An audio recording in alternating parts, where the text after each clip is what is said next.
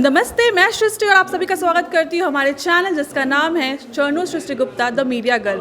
और आज हमारे साथ मौजूद है लेजेंड या मैं कहूँ अल्ट्रा लेजेंड बॉलीवुड के प्लेबैक सिंगर, जी हाँ, शब्बीर कुमार, जिनका गाना आप लोगों ने 80s के शतक में ज़रूर सुना होगा। और इनके गाने आप ना सुने हो ऐसा हो ही नहीं सकता, क्योंकि अगर आप बात करें गानों की तो अगर शब्बीर कुमार की बात ना आए तो ये हो ही नहीं सकती है।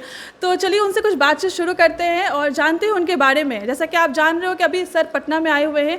आर्किड बिजनेस कॉलेज द्वारा आयोजित एक प्रोग्राम में, कॉन्सर्ट में उन्हें बुलाया गया था आशीष आदर्श सर के द्वारा। तो चलिए उनसे जानते ही उनकी क्या है क्या कहना चाहते हैं वो बिहार के बारे में और पटना के बारे में और इवेंट के बारे में।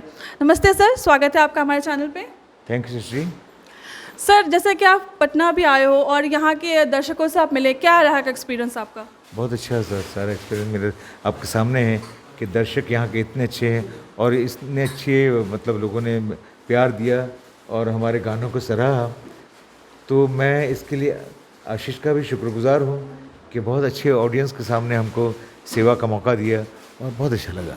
जी सर। सर, जैसा कि हम आपका गाना हमेशा सुना करते हैं, तो आपका जो एक्सपीरियंस है गाने को लेकर के, तो अभी कुछ दिनों से हम आपका गाना नहीं सुन रहे हैं, तो what was the reason behind that? मतलब क्या हो गया, गाना नहीं आ रही आपकी आजकल? इतने अच्छे सिंगर्स आए हुए हैं, अच्छे अच्छे सिंगर्स हैं, बराबर। अगर मैं ही गाता रहता तो अच्छे अच्छे सिंगर्स को, अच्छे अच्छे कलाकारों को लोगों सुनने का मौका कैसे मिलता?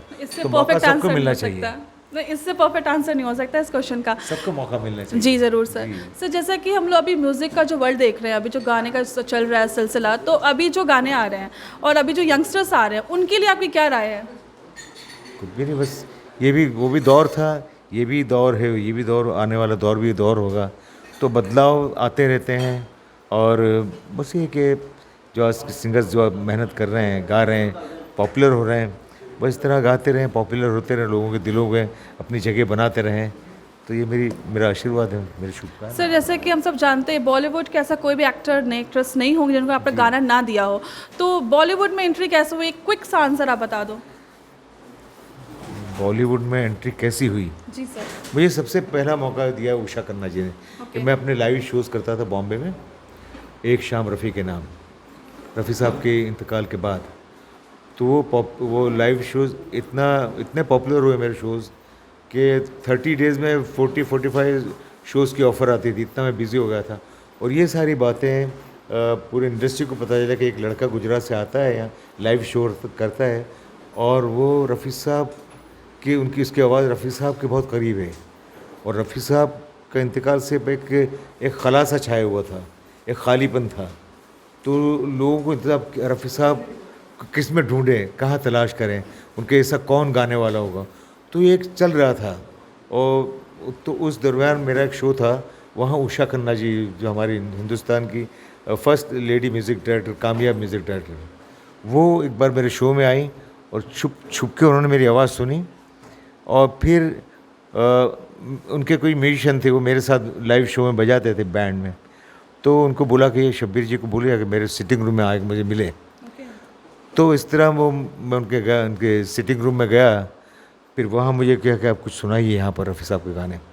तो उनकी फरमाइश पे 2-4 गाने सुनाए, बहुत खुश हो गई, थोड़ी इमोशनल हो गई, बोले रो पड़ी एकदम। बोले रफ़ी साहब, तुम्हें सुनकर रफ़ी साहब की याद आ गई।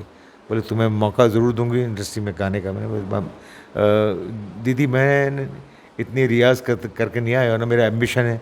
और मैं सोचा, अगर मैंने सोचा होता कि मुझे फिल्म इंडस्ट्री में गाना है तो बाकायदा मैं रियाज़ करता, मैं सीख के आता, तालीम लेकर आता। लेकिन मैंने कोई भी तालीम नहीं ली थी। इसलिए मैं उनसे कहा कि दीदी, आपने कहा मेरे लिए बहुत बड़ी बात है कि आप मुझे फिल्म में गाने का मौका देंगी। लेकिन कहा नहीं शब्बीर, तुम्हें मौका मिलना चाहिए। और मैंने उनकी बात को लिया कि चलो आप मेरे लिए सोचा है, बड़ी बात है। ऐसा करके मैं अपने वापस शहर में, बड़ौदा शहर चला गया। और एक दिन उनकी कॉल आई बड़ौदा में कि शब्बीर, मैं उषा खन्ना बोल रही हूँ और कल एक गाना रिकॉर्ड करना है, तो मैं चाहती हूँ कि आप बॉम्बे आ जाएँ। तो मुझे सबसे पहला इंडस्ट्री में मौका दिया उषा खन्ना जी ने और मैं उनका शुक्रगुज़ार हूँ। उसके बाद लक्ष्मीकांत प्यारेलाल जी ने फिल्म कुली के अंदर बहुत बड़ा ब्रेक दिया। उन्होंने मुझे अमिताभ बच्चन जी के गवाए सारे गाने, और फिर बेताब आए, इस तरह कि मैं पॉपुलर हुआ और मैं आज आपके सामने हूँ। जी सर।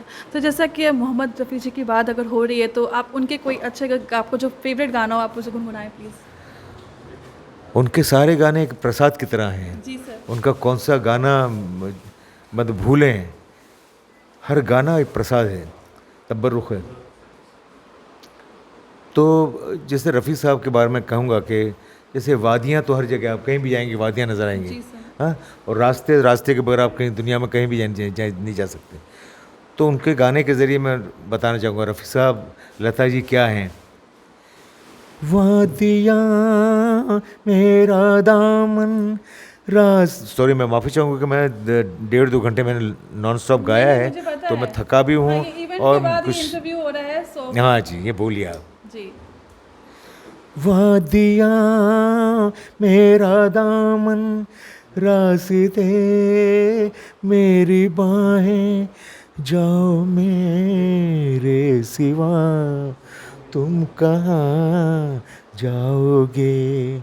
वादियाँ मेरा दामन, रास्ते मेरी बाहें, जाओ मेरे सिवा तुम कहाँ जाओगे। तो इनकी आवाज़ की छोड़ के हम दुनिया में किसी कोने में जाएं, कहीं जा ही नहीं सकते। ये आवाज़ का जादू ऐसा है कि वादियाँ भी है, दामन भी है, और रास्ते भी है, बाहें भी, और रास्ते उनकी बाहें हैं, तो इनके बगैर हमारा गुजारा नहीं है। तो thank you very much Srishti. Yes, thank you so much sir, इतनी थकान के बावजूद आपने मुझे इंटरव्यू का मौका दिया। सर, एक लास्ट मैसेज, आप पटना बिहार है, उन वासियों के लिए आप क्या बोलना चाहोगे, मैसेज देना चाहो तो? पटना बिहार में मैं बहुत सालों से आ रहा हूँ, लगातार आ रहा हूँ, और इन दिनों में काफ़ी बार आया हूँ, और हर बार मुझे बेपनाह प्यार देते हैं, और हमेशा मेरी चाहत रहती है कि मैं पटना बिहार जाऊँ। तो मैं आता रहूँगा, उनका प्यार पाता रहूँगा बस। Thank you so much sir, thank you.